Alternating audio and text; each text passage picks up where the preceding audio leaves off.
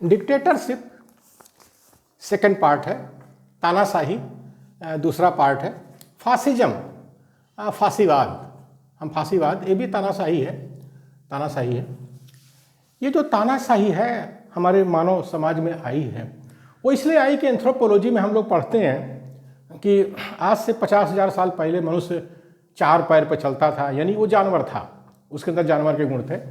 फिर वो 2 पैर पे आया है, 50,000 साल से इधर 2 पैर पे आया है, तो वो इंसान बना है 2 पैर से। तो मनुष्य दोनों बुद्धि से सोचता है, 4 पैर वाली बुद्धि से सोचता है तो वो जानवर बन जाता है, और जो 2 पैर से सोचता है तो इंसान बन जाता है।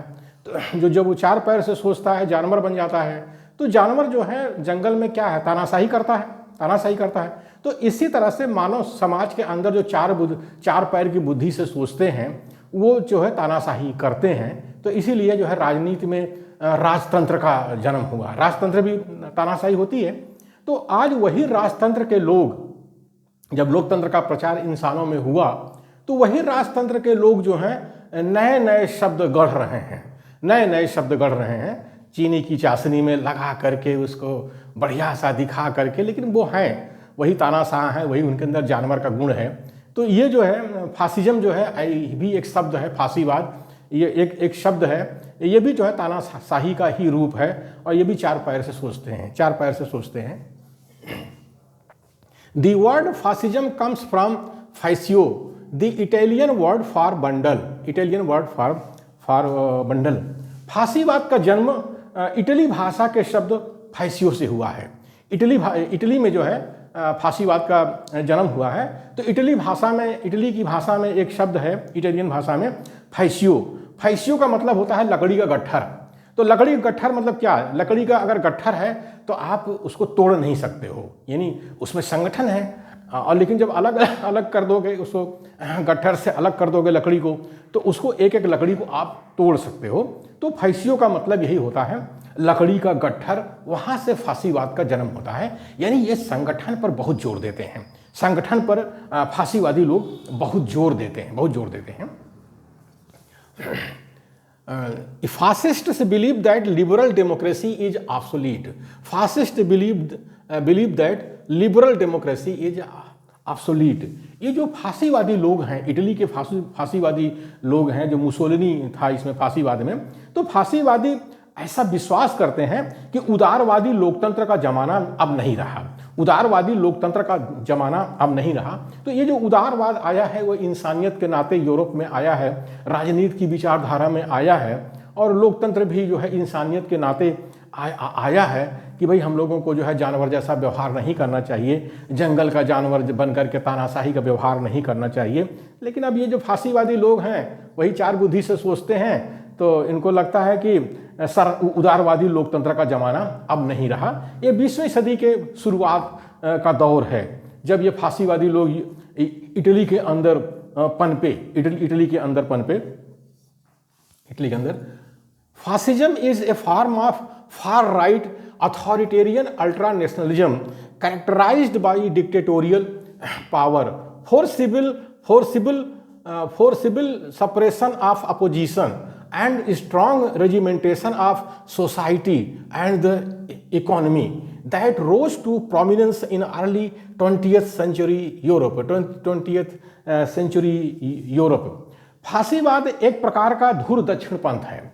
फासीवाद एक प्रकार का धुर दक्षिण पंथ है, अधिनायकवादी है, घोर राष्ट्रवादी है, जिसको तानाशाही के रूप में पहचाना जाता है, जिसको तानाशाही के रूप में पहचाना जाता है, जो विरोधियों का बलपूर्वक दमन करता है, जो विरोधियों का बलपूर्वक दमन करता है, समाज को कड़े सैनिक अनुशासन में रखता है, समाज को कड़े सैनिक अनुशासन में रखता है, अर्थव्यवस्था को भी कड़े अनुशासन में रखता है, जिसकी शोहरत यूरोप में 20वीं सदी के शुरुआती दिनों में बढ़ी है, जिसकी शोहरत यूरोप में 20वीं सदी के शुरुआती दिनों में बढ़ी है। तो ये फासीवादी वही 4 पैर की बुद्धि से सोचने वाले तानाशाह लोग हैं, जंगल का कानून मानते हैं कि जो जितना मजबूत होगा उतना शिकार करेगा। हाँ, ये है कि ये लोग सैनिक अनुशासन में रहते थे, और एक यूनिफॉर्म पहनते थे। भारत के अंदर भी ऐसे फांसीवादी लोग देख सकते हैं जो लठ भांसते रहते हैं, मॉब लिंचिंग करते रहते हैं और मॉब लिंचिंग करते रहते हैं और सुजलाम सुफलाम मलय शीतलाम सास्य श्यामलाम मातरम गाना भी गाते रहते हैं। तो भारत के अंदर भी ऐसे हैं, ये ज़्यादातर हिंदुत्व की राजनीति करते हैं, धर्म की राजनीति करते हैं। इनके मुंह से हिंदुस्तान, पाकिस्तान, हिंदू, मुस्लिम यही शब्द निकलता रहता है। ये सब फांसीवादी लोग हैं भारत के अंदर, इनको भी देखा जा सकता है। और इन्होंने 100 साल से जो है लाठी अपनी लठबाजी की है।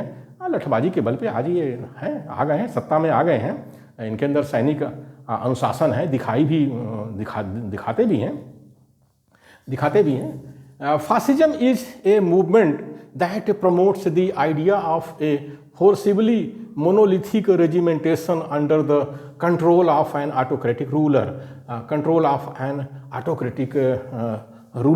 फांसीवाद एक आंदोलन है जो बलपूर्वक अखंड सैनिक अनुशासन वाले राष्ट्र का उन्नयन करता है। अखंड सैनिक अनुशासन वाले राष्ट्र का उन्नयन करता है, जिसका नियंत्रण एक तानाशाह करता है। भारत के अंदर तो ऐसे पेशवा लोग हैं जिनकी सत्ता 1818 में चली गई थी और उन्होंने 100 साल तक रिसर्च किया और फिर 100 साल से वो जो है संगठन का काम कर रहे हैं फांसीवाद के रास्ते पर, नाजीवाद के रास्ते पर। ठीक है, तो ये कहा गया कि फांसीवाद एक आंदोलन है जो बलपूर्वक अखंड सैनिक अनुशासन वाले राष्ट्र का उन्नयन करता है। तो ये लोग राष्ट्र की बात करते रहते हैं, हमारे भारत देश में हिंदुत्व की बात करते रहते हैं, लठ भांसते रहते हैं, मॉब लिंचिंग वगैरह करते रहते हैं, दंगा फसाद भी करते रहते हैं। लेकिन ये है कि ये तानाशाह हैं, इनको लोकतंत्र में कोई विश्वास नहीं है। ये 4 पैर की बुद्धि से सोचते हैं, ये जंगल का कानून मानते हैं कि जो जितना मजबूत होगा वो उतना शिकार करे, मारे खाए, यो करे। तो इनके अंदर इंसानियत नहीं देख सकते हैं। और भारत के अंदर जो पेशवा लोग रहे हैं उन्होंने ही इस फांसीवाद को भारत के अंदर अनुकरण किया है। फांसीवाद, नाजीवाद, तानाशाह, जंगल का कानून, इन सब का जो है अनुकरण किया है। लेकिन जो उनके अंदर अनुशासन है, जो उन्होंने जो 100 साल से उन्होंने सैनिक परेड की है, लठबाजी की है, तो उसका उनको फल मिला है। आज वो भारत की शासन सत्ता में पहुंच गए हैं। अब लेकिन जानवर को जो है इंसान चाहे तो भगा सकता है, लेकिन इंसान को भी इंसानियत के रास्ते पर आना पड़ेगा। उसी तरह से जानवर की तरह सोच करके जानवर को नहीं भगाया जा सकता है। फिर तो जो जानवर मजबूत होगा, शासन हो वही करेगा। तो इंसान कितना भी कमज़ोर हो, लेकिन अगर इंसानियत पर उतर आता है तो बड़े से बड़े खूंखार जानवर को भी वो बस में कर सकता है। तो भारत के अंदर जो फांसीवाद है उस पर जो है नियंत्रण किया जा सकता है इंसानियत के रास्ते से और लोकतंत्र के रास्ते से। लेकिन जो फांसीवाद है वो कहता है कि अब लोकतंत्र का ज़माना नहीं रहा है।